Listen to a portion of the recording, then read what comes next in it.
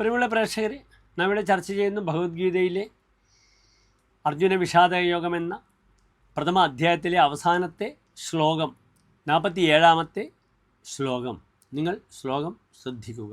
സഞ്ജയ ഉവാച ഏവമുക്ത്വാർജുന സംഘേ രഥോപസ്ഥ ഉപാവിശത് വിസൃജ്യ സശരം ചാപം ശോകസംവിഘ്നമാനസഃ.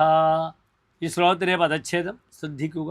ഏവം ഉക്ത്വാ അർജുനഃ സംഘേ രഥോപസ്ഥേ ഉപാവിശത് വിസൃജ്യ സശരം ചാപം ശോകസംവിഘ്നമാനസഃ.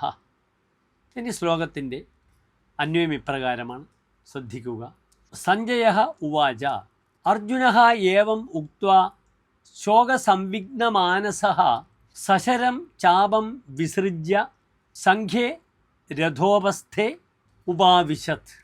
ഇനി ഈ ശ്ലോകത്തിൻ്റെ പ്രഥമ അധ്യായത്തിലെ അവസാനത്തെ ശ്ലോകമാണിത്. ഇതിൻ്റെ സാരം ശ്രദ്ധിക്കുക. ഈ അധ്യായത്തിൻ്റെ പേര് തന്നെ അർജുന വിഷാദയോഗം എന്നാണ്.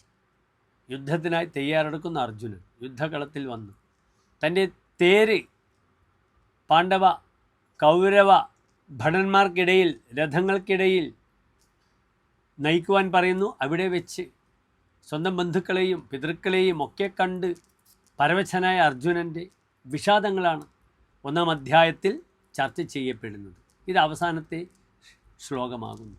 തൻ്റെ വിഷാദങ്ങളും ഗദ്ഗതങ്ങളും ഭീരുത്വവും ഒക്കെ തന്നെ പ്രകടിപ്പിച്ചുകൊണ്ട് അർജുനൻ വ്യസനം മൂലം കലുഷിതമായ മനസ്സോടുകൂടി തൻ്റെ ശരത്തോടുകൂടിയ വില്ലിനെ എറിഞ്ഞിട്ട് തേർത്തട്ടിൽ വ്യസനത്തോടുകൂടി ഇരുന്നു.